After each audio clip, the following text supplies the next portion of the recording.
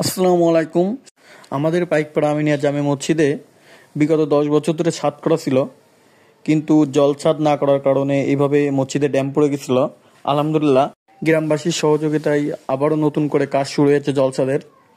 এছাড়া মসজিদটা আমাদের সবার, কিন্তু কাজের হাল ধরবার জন্য যে কোনো একজন দায়িত্ববান ব্যক্তির প্রয়োজন হয়। এজন্য আমাদের শহীদুল চাচা আসলে আমাদের মাননীয় মসজিদ সভাপতি খুবই একটা গুরুত্বপূর্ণ ভূমিকা পালন করছে। এটা বিগত দিনে যেভাবে অবহেলিতভাবে পড়েছিল, আসলে সেটা দেখার মতো ছিল না। এভাবে পড়ে থাকলে হয়তো বা আসলে আর অল্প দিনের মধ্যেই মসজিদের ছাদটা অবশ্যই পাল্টানো হতো। যাই হোক, আলহামদুলিল্লাহ, আমাদের গ্রামবাসীর সহযোগিতায় আপনাদের সকলের সহযোগিতায় কাজটা আবারও নতুন করে শুরু হয়েছে। আশা করি এবার আমাদের মসজিদের ছাদটা ড্যাম প্রুফ থেকে মুক্ত পাবে এবং দীর্ঘস্থায়ী হবে।